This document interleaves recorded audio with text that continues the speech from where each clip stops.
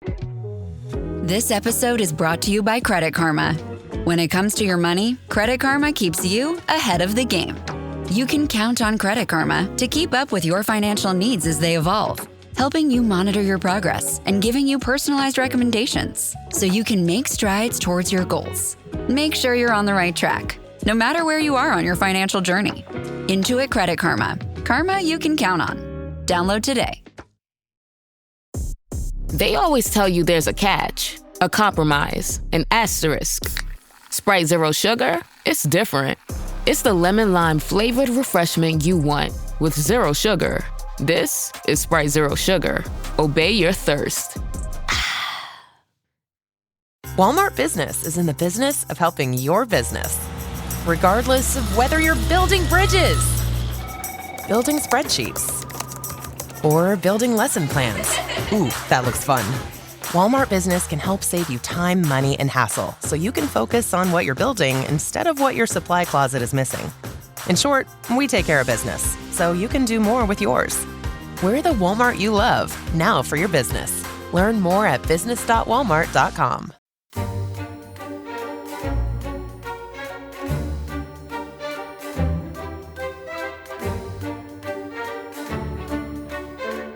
Zachary was still shaking his head. Welcome to Thailand. Now let me school you. What you and Sarai could do and get away with in Boulder can't be done here in Phuket. Not if she's going to save face and honor her father. She's a good girl. And here in Thailand, good girls don't fool around with or get involved with farangs. What the hell is a farang? It's the Thai word for Europeans, or non-Thai men. It's mostly used to describe white guys. Since we're black, you and I are actually farang damn.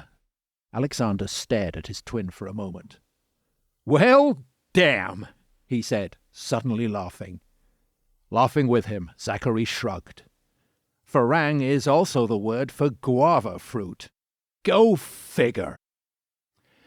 So that, Dominic, was Guilty Pleasures by Deborah Mello. I'm sure you'll have read it. It's a romance novel describing the rivalry between two American brothers, both of them black, as we heard, Alexander and Zachary the Hammer Barrett. And they're both absolute fitness fanatics like me. And they're both obsessed by the beautiful Sarai Montrai, who is a personal trainer and the former Miss Thailand. So of all the introductory readings we've ever had on The Rest is History, that's probably the weirdest.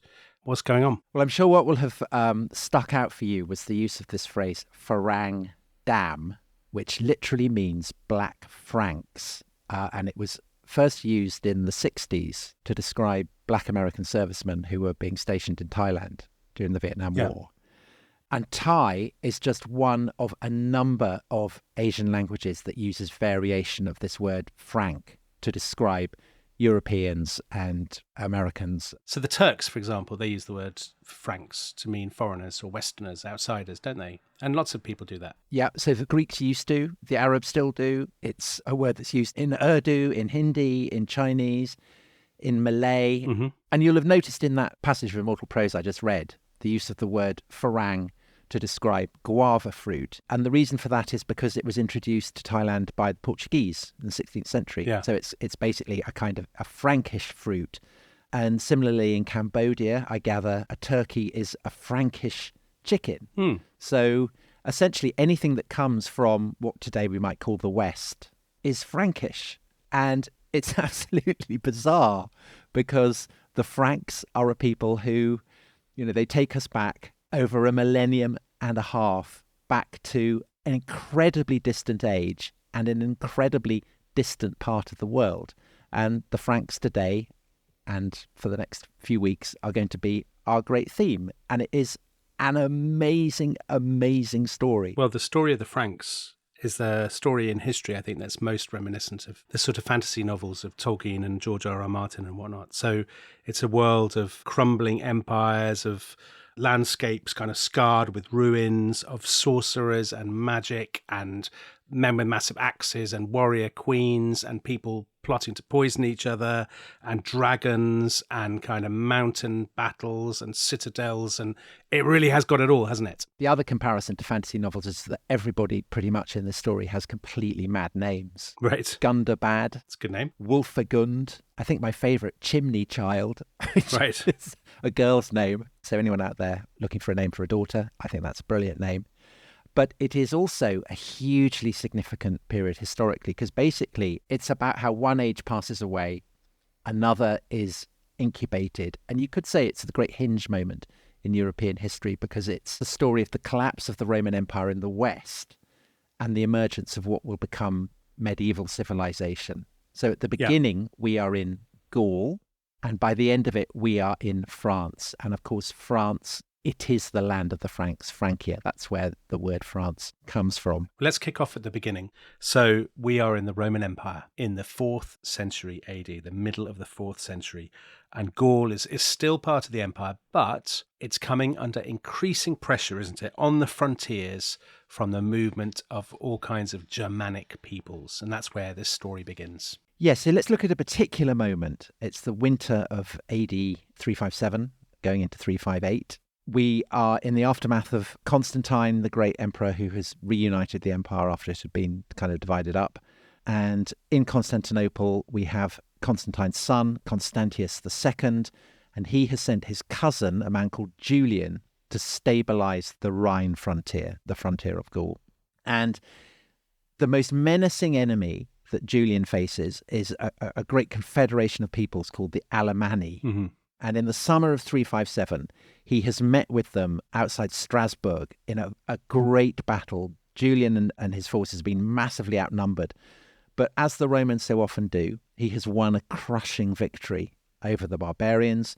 The king of the Alemanni has been captured, has been sent off to Constantius in Constantinople, and it's all looking good. Yeah. However, to the north of Strasbourg, so higher up the Rhine, another group of barbarians have been taking advantage of Julian's distraction to pillage the line of the Meuse Valley. So that's through what's now Belgium. Yeah. And these, Dominic, are the Franks. So this is their first appearance, right, in the sources as the named group. From this moment, they're called the Franks, are they? So the Franks have been kind of a constant on the Roman frontier since the 3rd century. We'll look at exactly where they come from in a minute. Okay. But just for now, this is a kind of particular instant which illustrates the Roman reactions to them and the kind of the relationship between these two people, the Roman superpower, and this kind of, essentially at this point, they're just an annoyance on the flank of the great Roman monster, the behemoth. Mm. And these Franks, there are only about 600 of them. They've taken possession of a couple of abandoned fortresses on the line of the Meuse, and Julian wants to nail them down. He doesn't want them to kind of cause trouble. So he lays them under siege, even though it's beyond the campaigning seasons, the snows are coming down. And in fact, as the winter comes on and there's the risk of the river freezing over, we know from a historian called Ammianus Marcellinus, who's a great fan of Julian, great historian of this period. And he writes, anxious in case the savages should take advantage of some moonless night and cross the frozen river, Julian gave orders that all night from sunset to dawn, soldiers should row up and down stream in scouting vessels, thereby breaking up the ice and denying the barbarians the chance to escape. And this is very effective. Finally, the Franks have no choice to surrender, and you might think that Julian would then put them to the sword, but he doesn't. He settles them on the northernmost line of the Roman Empire, so kind of by the mouth of the Rhine, to serve as allies of the Roman people, what the Romans called foederati. And the following summer, so the summer of 358, there are more Frankish warbands who intrude. Julian defeats them again, and again he settles them in what are now the Low Countries. So some people might think that's very peculiar behaviour. This not unprecedented tactic that the Romans have of taking warlike peoples on their periphery and actually settling them and trying to sort of tame them and to use them. So I guess we'll get into that in a second. But before we do that, what do we know of these people, the Franks? I read in your notes, appearance, terrifying. Now, is that just Roman propaganda, or are they genuinely scary-looking people? I think they are genuinely scary-looking. They want to kind of scarify. They make themselves look as intimidating as possible. So we have a record of how they looked to a Roman poet writing in the following century, so in the 5th. Yeah. And you might say it's propaganda, but I don't think so. So this poet writes, "These monsters have red hair which descends from the top of the skull in a knot, while the back of their head is shaved and shines baldly." So they look Scottish. Yes, I suppose. They're clean shaven, this poet writes, except for locks of hair which descend from the nose and are combed. So again, this is something we've talked about before on the podcast, the inability of the Romans to find a word for what we would call moustaches. A lock of hair which descends from the nose. Yeah. Surely the Romans must be aware that hair grows under your nose. No? They don't have a word for it. And also the detail that they comb it. And then this brilliant detail, the clothes they wear over their immense genitals are exceedingly tight. Right. So, Yeah. yeah. Like a kind of... like a prog rocker or something from the 1970s. Yes. And also, like prog rockers, they have fearsome throwing axes. Right. And massive moustaches. So, yeah, it's very Genesis circa 1973. Yeah. So the Franks are not, I guess, a tribe in the way that the Romans of earlier centuries would have recognized a tribe. They're a kind of confederation. That is a pattern that has been developing over the course of the centuries because the impact of Roman gold, of Roman military techniques, but also of the desire of the Romans to understand barbarian peoples in a way that corresponds to the Roman world vision, has kind of been creating ever larger tribal entities across the Rhine. The Romans have basically invented these peoples in a way. I think the Germanic peoples start to recognize the Roman standards as the measure to which they should conform. Mm-hmm. And so they start to mold themselves into a people like the Romans, which of course makes them actually, ironically, much more menacing. So the Alemanni, who we mentioned, I mean, that is all the men. That's all the people who've been gathered together. They're a particularly large confederation. The Franks, compared to the Alemanni, are not as large, certainly not as large as the most famous confederations of all. So the Goths, the Visigoths, the Western Goths, the Ostrogoths, the Eastern Goths. Compared to them, they're low rent. And I think that that is why Julian and other Roman emperors and generals are prepared to kind of install them along the frontier as foederati, as allies. And as I said, this is a process that doesn't begin with Julian. It goes back to the 3rd century. So from the late 3rd century, we have a funerary inscription in which the buried warrior has written, "I belong to the Frankish nation, but as a soldier under arms, I am a Roman." So there you have this idea that you can be both a Frank and a Roman. Right. Even under Constantine, a Frank is registered as having served as a general in the Roman army. And I think that reflects the fact that there is something in this trade-off for both peoples. Because just as the Franks get the benefits of Roman civilization, you know, wine and central heating and all that kind of stuff, so the Romans get these fearsome guys with their very tight pants and their throwing axes to fill a massive manpower shortage. There are a lack of people who want to serve in the Roman army, and the Franks are kind of brilliant at that. And the broader question of who the Franks are, where they come from, this is one that the Franks themselves later will struggle to answer. So one story which will develop much later is that they come from a place called Pannonia, which is basically the Great Plains of Hungary. But I think that's unlikely because it's telling that that's where the Goths come from. So basically the Franks are identifying themselves with the Goths. And then much later, there's an even more improbable claim that the Franks came from Troy, which of course is where the Romans also came from. Yeah, of course. So they're equating themselves to the Romans. So basically, I think what that tells you is that the Franks are pretty low rent as a group of people. They don't have a distinguished ancestry. They can't really remember where they come from. And even the name that they give themselves, so Franks means literally the brave ones, the war-hungry ones. In due course, they will say that the Franks means the free ones, but that is actually under the Romans exactly what they are not. They're not free. They are subordinate. So it's a window, isn't it, into the Roman world in this period where the empire has come under enormous pressure on the frontiers. And as a part of that, the army is becoming ever more the domain of... Historians are a little bit wary of using these terms now, aren't they? Like barbarians. Basically, Germanic peoples are now serving in the army in large numbers. In the frontier zones, lots of Germanic peoples who've been settled, kind of slightly military settlements. A lot of the officers are Germanic backgrounds and whatnot. The emperors by now are less and less your kind of pampered Italians, and then more and more you kind of bulk and strongmen and things. And it's a sort of story about the militarization of the Roman Empire, isn't it, I guess? I think there's a real kind of reversal of what had happened early in the Roman Empire, where the army, which is stationed along the Rhine, is basically the agent of turning these frontier regions Roman.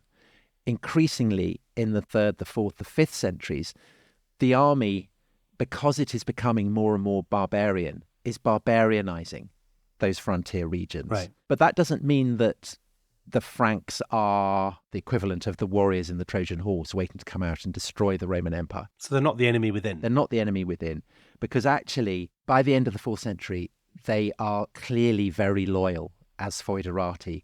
By the end of the 4th century, they've been serving Rome for several generations. They are even willing to fight other Franks who lie beyond the Roman frontier. And I think they remain loyal basically because their warlords, their leaders, remain loyal. And these Frankish leaders, on the one hand, they are very, very Roman. They speak Latin. They read Virgil. They're highly cultured. The gods that they worship are the traditional Roman gods. Right. But at the same time, their authority depends on the fact that they are Frankish warlords, that they are respected by their troops. And so you have this sense of a Romano-Frankish identity, which doesn't really require the warlords, or indeed their soldiers, to choose between the Franks or the Romans. In what way, then, are they not Roman? Because their lingua franca is a Germanic language? Because they have their moustaches? Because they have moustaches, have their tie bands. Yeah. I think their leaders are able to kind of migrate between both worlds. I think the mass of the warriors are kind of more recognizably Germanic, but they are absolutely integrated into the Roman military system. Yeah. And so that means that in the early 5th century, when basically the Rhine frontier collapses, the Franks are very implicated in the kind of the great catastrophe, the great drama of this story. So, I mean, the highlights of this process, 406, you get large groups of barbarians crossing the Rhine. 410, the Visigoths sack Rome. The following year, in 411, a great confederation called the Burgundians cross the Rhine, conquer stretches of the river, and they conquer all the regions that Julian had been defending 50 years previously, so including Strasbourg.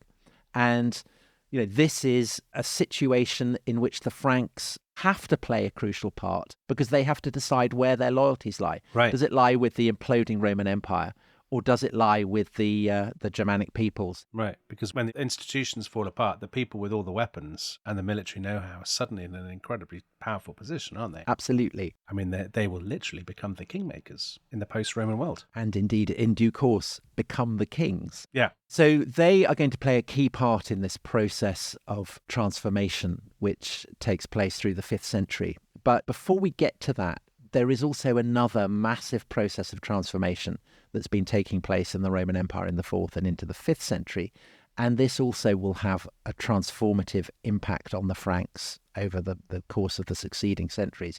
And again, I think the best way to kind of introduce this great transformation is to go back to the 350s and the campaigns of Julian in Gaul, because there is one particular soldier who is serving with Julian's armies in that campaign. And this is a man from Pannonia, so from the Hungarian plain, a man of pretty humble lineage, certainly not high class in any way. And he is called Martinus, or as we would call him today, Martin. And he is stationed one winter in Amiens, which is very much in the region where the Franks are being stationed as well. So kind of what's now northeastern France. Shall I read what happened to him, Tom? Would you enjoy that? I would, because I actually wrote it. It's in Dominion. I'll read it with the respect it deserves. The cold that year was exceptionally bitter.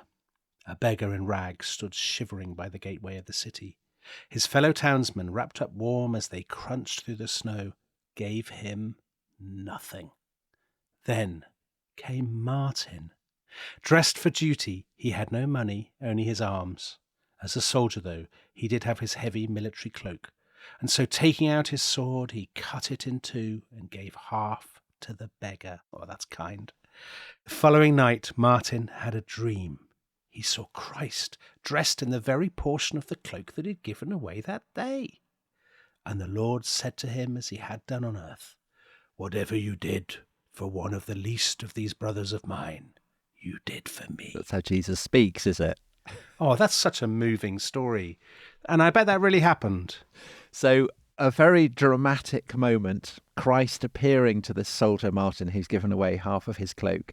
And Martin is convinced by this appearance of Christ essentially to give up on his military career. So he's offered a donative by Julian along with all his other men, and he refuses to accept it, and he demands to be released from the army. And he supposedly tells Julian, "Until now it is you I have served. From this moment on I am a servant of Christ." But Julian didn't like that.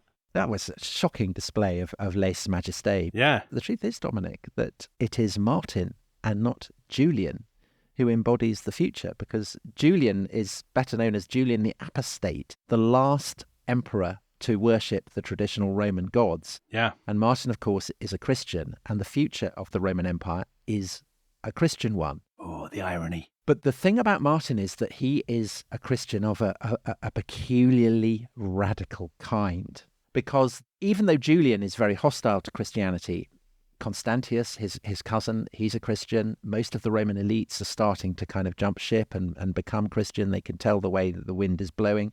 And when they become Christian, they don't give up their wealth or their snobbery or their kind of contempt for the poor. Instead, they see the church as another opportunity for self-advancement. So whereas a previous generation of the elite might have become consuls or whatever, now they might become bishops, because to be a bishop is to be, in the late Roman Empire, the Christianizing Roman Empire, is to be a figure of immense authority and power. And they retain all the appurtenances of power. They keep their palaces, they keep their slaves, they keep their fine clothes. But Martin, that's not what he's into at all. He completely rejects this kind of conviction that you can be Christian and be rich.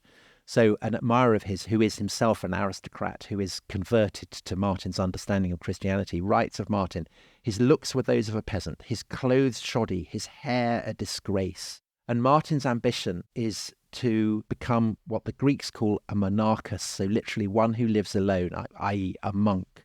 And he's one of the first monks in the western half of the empire, because they kind of originate in the eastern half. And he settles on a grassy plain named Marmoutier, which is 3 miles downriver from the Gallic town of Tours. And he subjects himself to incredible austerity. So as a soldier, of course, he'd gone through vigorous military training. But now as a monk, he's basically living on nothing. He's enduring extremes of cold and heat, living a very, very tough life. But this becomes a source of huge admiration for lots of people in Gaul. So there are people in the elites who come to admire him not despite, but because of his rejection of everything that they represent, all the kind of, the worldly standards of greatness.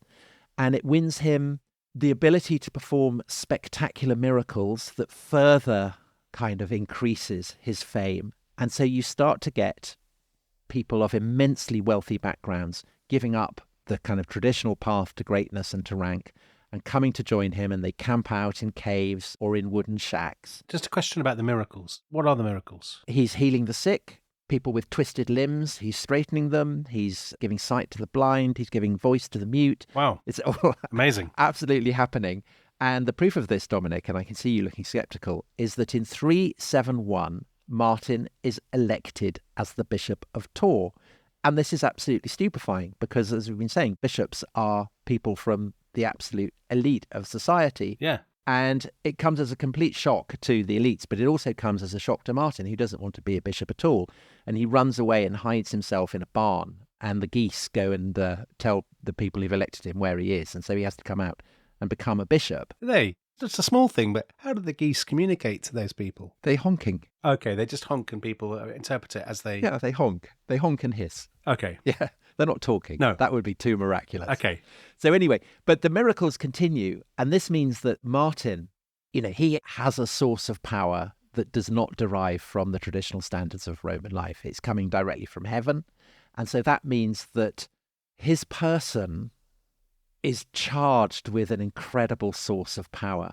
And it means that when he dies, his body, his relics, will continue to be a source of power. And so he dies in his cell, and 2 groups of people, one from Tours and one from the neighbouring city of Poitiers, they both decide that they would like to have the body. And so they all camp outside his cell. And the people of Poitiers basically block off the entrance so that the people of Tours can't get in and stand guard over it. But they then all fall asleep. And the people of Tours who've stayed awake, they sneak in through the window, grab the body, take it to Tours in great triumph, and they keep it there. And so from that point on, the relics of Martin are kept at Tours. Isn't it a funny thought that if that little confrontation worked out differently, the French might not have shamed themselves in 1356, the Battle of Poitiers, because he would have been on their side. Well, Dominic, it's another example from French history of people falling asleep at inopportune times. It is, like the Marquis de Lafayette. Very sad.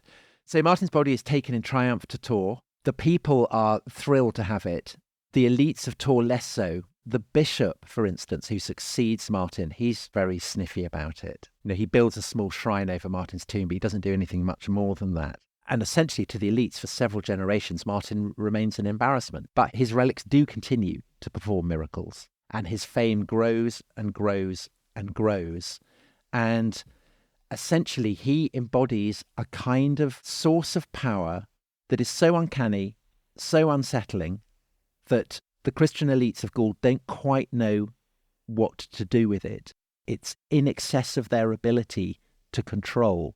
But a time is approaching when a new people will emerge as the masters of Gaul, and they will recognise in Martin exactly what they need: a celestial patron who has been despised by the traditional masters of Gaul, but is perfectly suited to their needs. And those people, of course, are the Franks. What a cliffhanger. So, return after the break to find out how the Franks continue their rise to become the warlords of the West.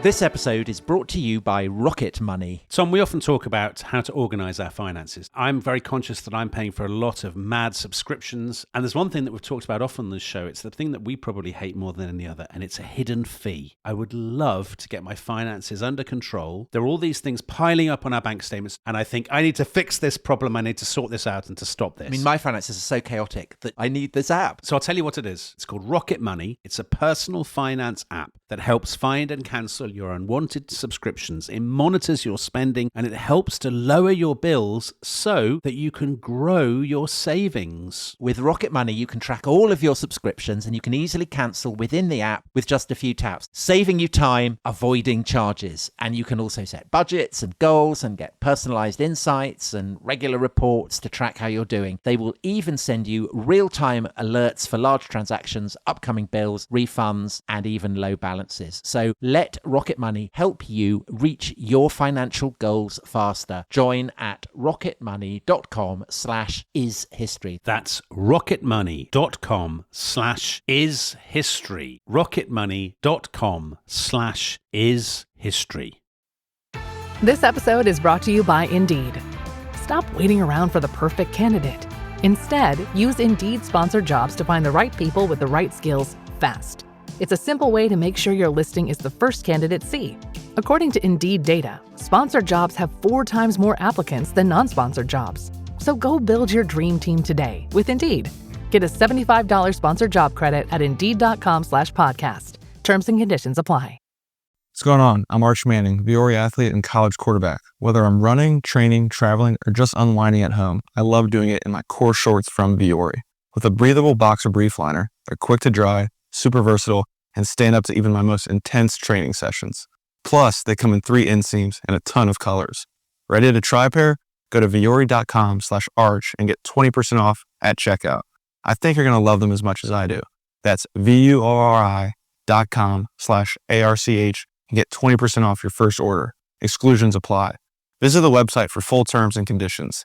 Not only will you receive 20% off your first purchase, but enjoy free shipping on any U.S. orders over $75 and free returns. Have a great day.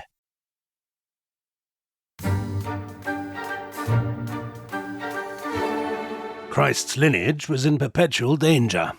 The early church feared that if the lineage were permitted to grow, the secret of Jesus and Magdalene would eventually surface and challenge the fundamental Catholic doctrine, that of a divine Messiah who did not consort with women or engage in sexual union.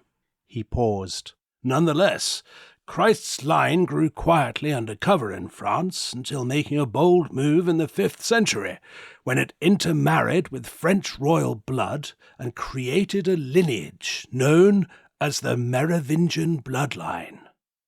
So those are the unmistakable tones of Gandalf, a.k.a. Ian McKellen, playing Sir Lee Teabing. And that is, of course, the unmistakable prose of very much I don't think friend is the right word, but he's an associate, isn't he? He's an associate of the rest is history. And that is the acclaimed novelist, renowned novelist, Dan Brown in the Da Vinci Code. And Sir Lee Teabing there, for people who are just absolutely baffled, he's explaining how Christ's descendants have intermarried with the Merovingian bloodline. And this is the royal dynasty that comes to rule the Franks. And they're basically all descended from Jesus and Mary Magdalene. And like so many things in this story, this absolutely definitely happened, didn't it, Tom? So people who haven't read the Da Vinci Code or seen it or read The Holy Blood and the Holy Grail, which is the book purporting to be history on which the Da Vinci Code was based, the theory in this is that Jesus and Mary Magdalene get married, they have children, this is a holy bloodline, the sangreal, the holy blood, and that, as Lee Teabing says, that it marries into Frankish royalty and they create this family called the Merovingians. And you may wonder where on earth has this come from? And the answer is that there's a Frankish chronicle which is written in the 7th century, which claims that the Merovingians, who are absolutely a historical dynasty, we'll be looking at them, that they took their name from a guy called Merovech, who was a Frankish king whose mother had been out for a swim in the ocean, where she had encountered a mysterious sea creature that was part sea monster, part human, and part bull. It's kind of hard to picture that, isn't it? It is. Part bull. Which bit of him is bull? Which bit of him is human and which is sea monster? I don't think that is explained. Yeah. But according to The Holy Blood and the Holy Grail, which informs Dan Brown's novel, this sea creature was actually a fish, and an early Christian symbol for Jesus was a fish. Yeah, still is. And so that proves that that the Merovingians are actually... So this creature was Jesus? Yeah, descended from Jesus. God almighty, that's a shock, isn't it, if that's what Jesus looks like? So that's the theory, but there is an alternative, and I would say likelier explanation. Ah, that's disappointing. What's this alternative and no doubt very, very drab explanation? And the explanation probably is that Merovech, if he existed at all, was a Frankish leader who was a Roman foederati commander in the age of Attila, and he fights with the Romans against Attila in the great battle that sees the Huns turn back. But equally, I mean, he may have been completely legendary. There's all kinds of debate about this among historians. But in either case, I mean, people may be wondering, where on earth did this kind of mad story about the sea monster come from? And I think it comes from the fact that over the course of the 5th century and definitely into the 6th century, these Frankish warlords, who previously had proclaimed their power in Roman terms, are having to find alternative sources to manifest their greatness. And essentially, they are looking for ways to market themselves as kingly and to have a kind of mad origin point, a third bull, a third human, a third sea monster. I mean, that's a great way to say that you belong to a dynasty that is somehow kind of out of the ordinary. And we know that by the end of the 5th century, Frankish warlords are starting to proclaim themselves kings. And the first person that we absolutely know did this is a guy called Childeric, who'd been a commander of Frankish foederati. He may actually have been a son of Merovech. There are historians who argue this.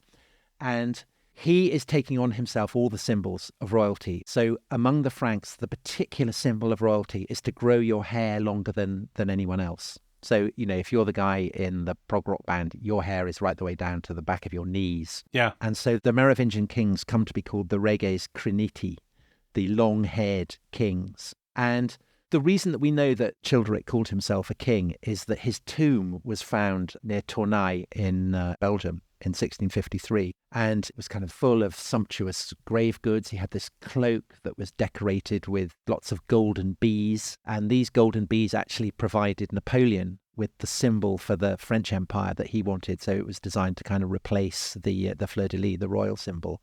And as well as all these golden bees, there was a ring that had the inscription, "I belong to Childeric, the king. So just on this thing about being a king, Childeric died in 481.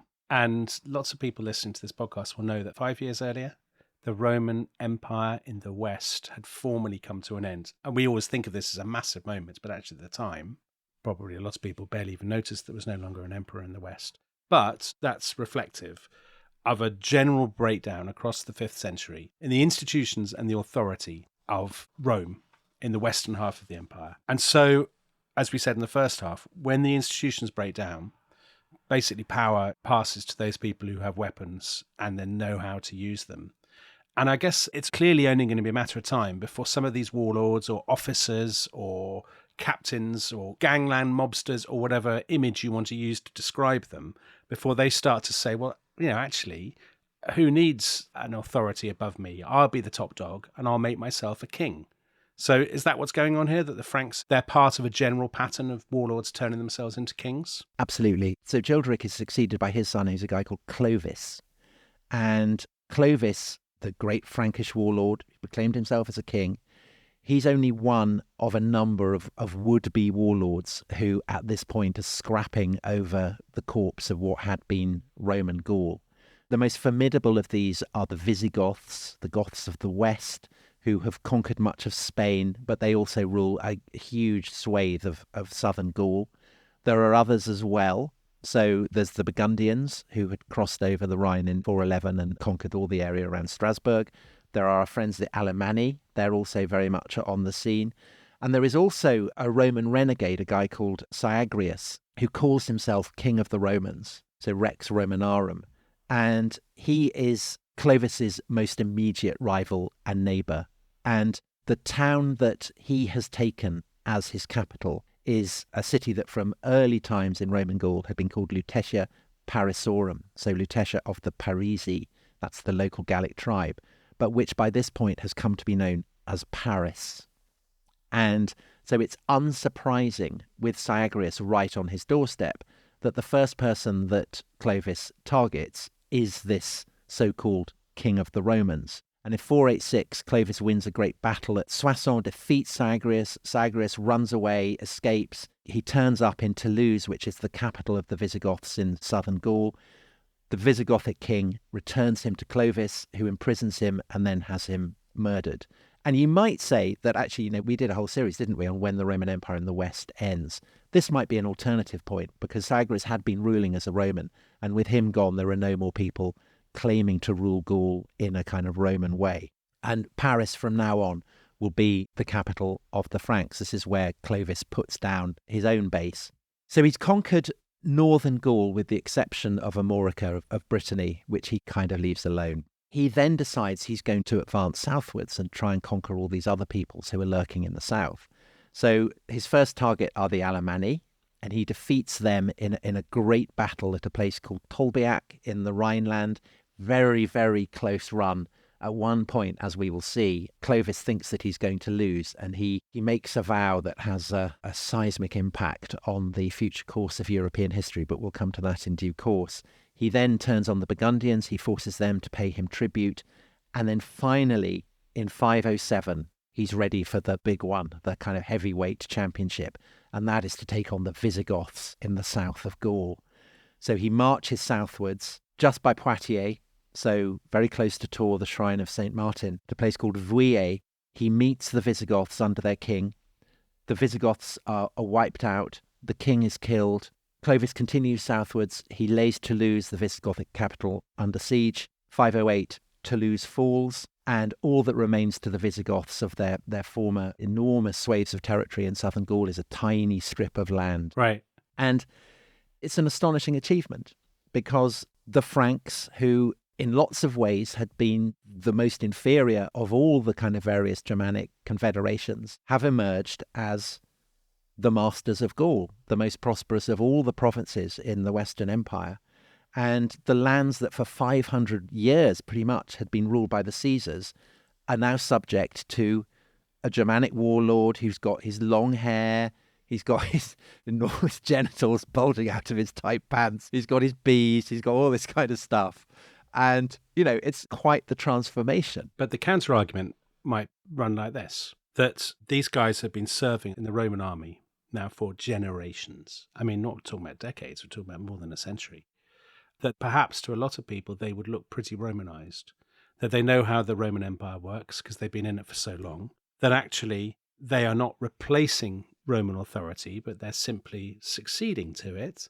And that possibly to a lot of people, provincial elites and whatnot, these just look like, the imperial army, or people who were once in the imperial army have basically moved in and reasserted control. Isn't that how it might look? Well, we know for a fact that it does, because we have a letter that is written by the Bishop of Reims in northern Gaul, a guy called Remigius, who is clearly Roman. You can tell that from his name.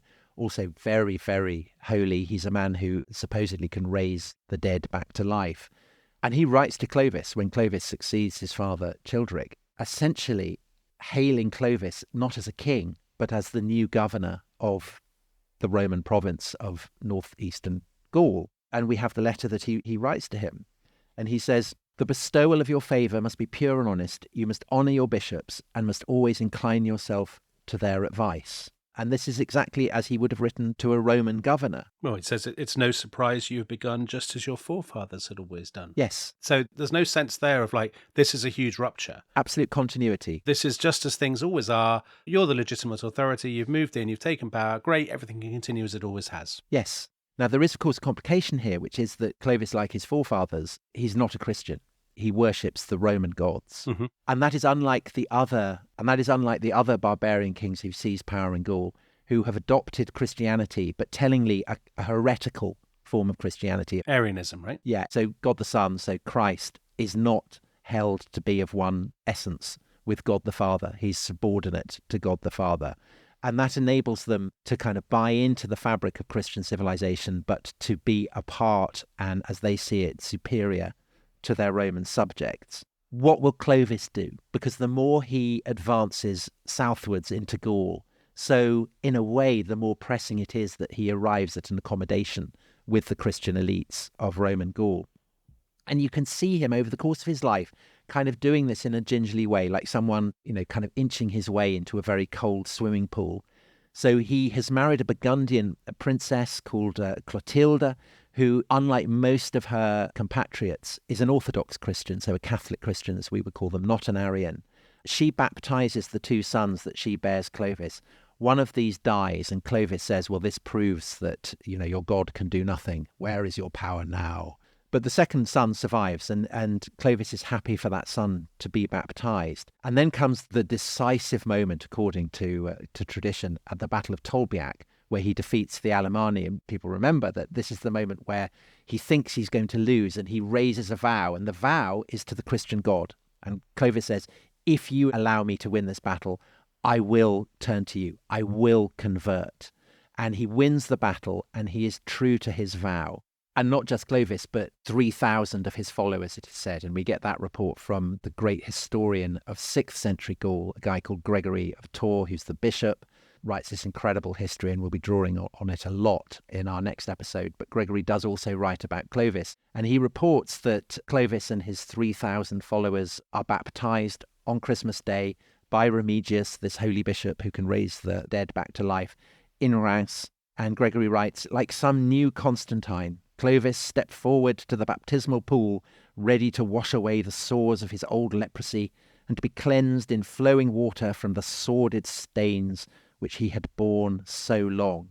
And this, Dominic, of course, is why, we've been doing this series on the French Revolution. That's why Louis XVI was crowned and anointed in Reims. And it's actually why Louis is called Louis, because Louis is a variant of Clovis. Just on Clovis's conversion, an alternative explanation for why he does it is not just because he thinks God has given him victory at Tolbiac, but it's also, am I not right in thinking that adopting Christianity is becoming increasingly high status? Yes, absolutely. It's a way of assimilating himself into the elite now that he's beaten his enemies, got the power. He's upgrading to a more high-class religion that will ensure his acceptance by the other provincial power brokers, right? I don't think they're mutually exclusive. No. You can feel that your own needs and those of God are compatible if you are the chosen one of God. So often the way. Yeah. But of course, the key thing is that the form of Christianity that Clovis has converted to, unlike that of the Visigothic or Burgundian or Alemannic kings, it is an Arianism. It's the Orthodox form of Christianity, the Roman form of Christianity. And this means that Clovis can be acknowledged not just by his rival barbarian compadres, but by the Roman emperor who still prevails and presides over a Roman Empire in Constantinople. And so the key indicator of this comes in 508 after he's captured Toulouse, the capital of the Visigothic kingdom. And he's heading southwards, tellingly to Tours, the shrine of St. Martin. And on his way, he's met by emissaries of the Roman Emperor, Anastasius, who presents him with this official document that honors him and recognizes him as a consul of the Roman people. So this is official recognition from the new Rome. And this is brilliant for Clovis because, he's this barbarian warlord, but he's also now a Roman consul. And so he then heads to the shrine of St. Martin, this unbelievably potent saint of Roman Gaul. And he goes into the shrine, and Gregory of Tours writes, he stood there clad in a purple tunic and the cloak of a Roman general, and he crowned himself with a diadem. Wow. So again, very much as Napoleon in due course will do. So kind of providing a role model. Yeah. And it's a sumptuous setting. So by this point, you've got a great complex of churches and courtyards and towers that have been built around the tomb of St. Martin. And over the tomb itself, there's this glittering, gilded dome. Clovis comes out from the shrine and he scatters gold and silver coins as he rides through the streets to the cathedral where he's welcomed by the bishop. And Gregory writes, from that day onwards, he was hailed as consul or Augustus. And it's such a genius move. I'll read you what Patrick Geary, who's one of the great historians of this whole process of how Gaul becomes France. Now no cult barrier separated the army from the indigenous inhabitants of Gaul. The peasants, artisans, and most importantly, the Gallo-Roman aristocracy and its leaders, the bishops, for whom religion was an essential element of their identity. Christianization made possible not only the close cooperation between Gallo-Romans and Franks, but a real amalgamation of the two peoples, a process well underway at all levels by the 6th century. So a massively significant maneuver on the part of Clovis with kind of epical consequences. But here's the thing, Clovis is not just turning himself into another Roman, because the fact that he has gone to the shrine of St. Martin, who is this guy who left the Roman army, who was an outsider, whose whole persona was based on his kind of monasticism, his rejection of wealth and all that kind of thing, who's somebody who's not an elite person. That's something new, isn't it? That he is identifying himself with somebody who's very much on the fringe, on the periphery, and therefore creating a new kind of identity, a new kind of power base for himself. Yeah, and Martin is this guy who can perform incredible miracles, and that has given him power, and power is kind of equivalent to lordship, and it's a lordship that stands outside the traditional power structures of the Gallo-Roman elite. And so it's brilliant for Clovis to identify himself with that. He can be Christian, he can be completely Orthodox, it's all, very Roman, but at the same time, it's outside the kind of the frameworks of snobbery and prestige of that kind of class of bishops who essentially remain the arbiters of power in all the various cities of Roman Gaul. But Clovis, by identifying himself with St. Martin, is kind of putting himself over and above them. It's an absolutely brilliant move, and it's reflective of his absolute determination to acknowledge no rivals, let alone any equals. He is absolutely the superior. And just as adopting St. Martin enables him to put the bishops of Roman Gaul in the shade, so also does he spend the last years of his life, so in the wake of his conversion, basically going around like a kind of mafia boss and exterminating all the other Frankish chieftains. And again, Gregory of Tours has a very funny passage about this. So he describes Clovis one day when he had called a general assembly of his subjects. He is said to have made the following remark about the relatives whom he had destroyed, so all the other Frankish chieftains. How sad a thing it is, he said, that I live among strangers like some solitary pilgrim, and that I have none of my own relations left to help me when disaster threatens. But he said this not because he grieved for their deaths, Gregory of Tours writes, but because in his cunning way he hoped to find some relative still in the land of the living whom he could kill. He's a ruthless man. Yes. But, ruthlessness pays dividends in the troubled circumstances of the early 6th century. Right. By 511, when he dies, he gets buried in Paris. So he's the first Frankish king to be buried in Paris. he has established the most formidable kingdom in what had been the Western Roman Empire. And his dynasty, the Merovingians, like Clovis, they will rule both as the sacred, long-haired descendants of a sea monster, but also as the descendants of an Augustus, of a Roman consul. And of course, they have in St. Martin this patron of unbelievable potency. And even the Merovingian kings who follow Clovis will be a bit intimidated by St. Martin. So they tend to avoid his tomb because they're nervous of him. They don't want their own charisma to be blotted out by the much greater charisma of the saint. And in due course, they obtain that cloak, Dominic, which St. Martin had cut in half and given to the beggar. And it becomes the great totem of Merovingian power, the badge of Frankish greatness. And they set up a special class of priests to look after this cloak, capella in Latin. And these priests are called the capellani, or chaplains. And this cloak, this capella, as it's called in Latin, comes to be guarded by a special class of priests who are called the capellani, or chaplains. And this is in due course where we get the word chapel from. And these capellani, these chaplains, will follow it when the Merovingian king rides into war. And it bears stunning witness to the way in which Roman military power and Christian sacral power have been fused by this barbarian king to become a source of unbelievable potency.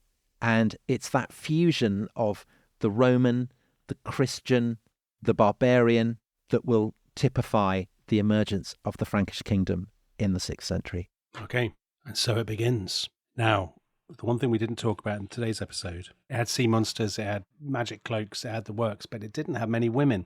But the great news is that in the next episode, we will be exploring the warrior queens of the Franks and their mad rivalries. It's an unbelievable story. There will be all kinds of extremely bad behavior. So that's a lot to look forward to. If you're a member of the Rest is History Club, you can actually hear that episode right away. And by the way, you can sign up at therestishistory.com. If you're not, however, you will have to wait until Thursday for the blood feud between Queen Fredegund and her great rival Queen Brunhild. So we'll be back on Thursday with that story, or indeed right away if you remember the Rest is History Club. And on that bombshell, merci et au revoir. Goodbye.